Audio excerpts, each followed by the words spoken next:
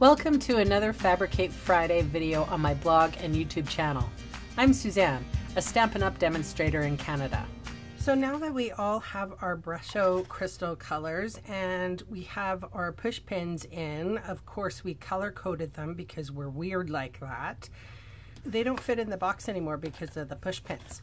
So I wanted something that is beautiful and colorful and to reflect how to store my 5 Brusho colors that I bought from Stampin' Up! So I used all 5 and in a rainbow color.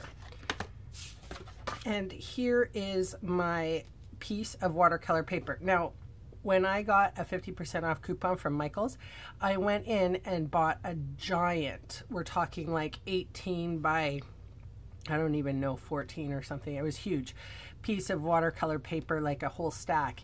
And I think I paid $20 for it. It was crazy good deal. So I have larger pieces that I can cut down to size. So this one is 10 1/8 by 5 1/2. And that's, and so what I did was I taped it to a board, and people have asked me, why do I tape it to a board? Because when paper gets wet, it actually has a tendency to do this. So if I hadn't taped it to a board, it would have curled up like that, and then all of my separate colors would have dripped down to the edges. So I taped it to a board, and then I sprinkled the color, Prussian blue, moss green, yellow, or gamboge yellow, and a little bit of red. These 2 colors here are the strongest, so very little amount goes on. Once I had the dry powder on the dry paper, I took a spray and went really high up and sprayed it from high up. So I got some separation, some color bursts here, and it didn't puddle too much. There was a little bit of puddling, but that's going to be on the bottom. You see, it did the same on this one. So I did diagonal, and it didn't go through. So that's my cardstock. So 10 1/8 by 5 1/2. And I'm going to put it in my scoreboard, and I'm going to score on 2 inches on all 4 sides. Now I'm going to do 2 just to reinforce it really well.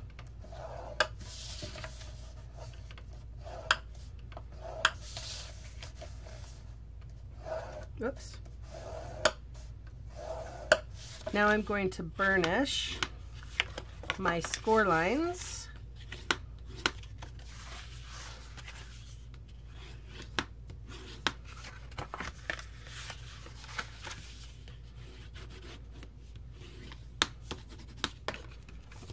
All right, so I'm going to cut up on the score line, and I'm going to wedge out,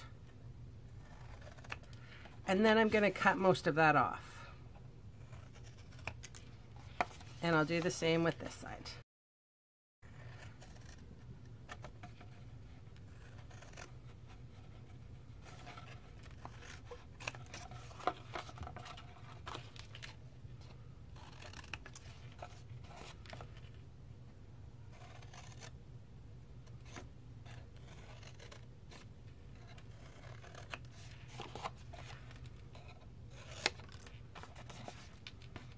Last one.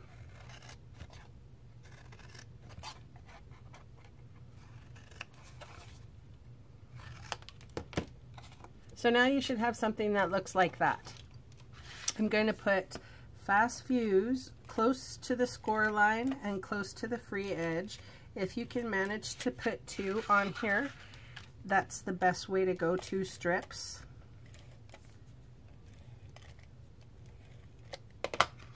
And then we're just going to put it together.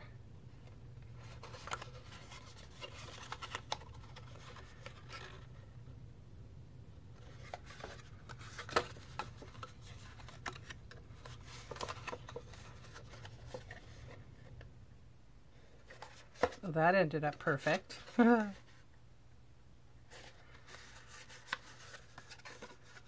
So cool. And notice I paid attention when I actually did put my painter's tape on that I was careful to have just a little, I bet you it's about 1/4 of an inch. So now I can put my Brusho colors in there. They fit really nice. There's a little bit of give and room so that you can get them in and out just fine.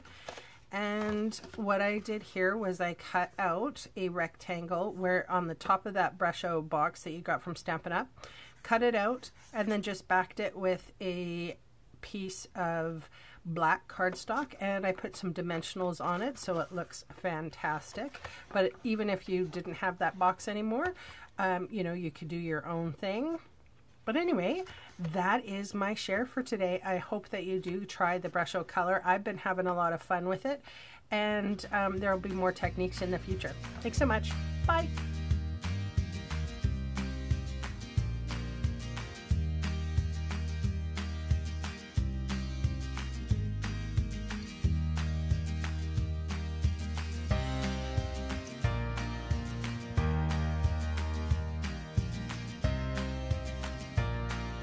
Hey, thanks for sticking around to the end of the video.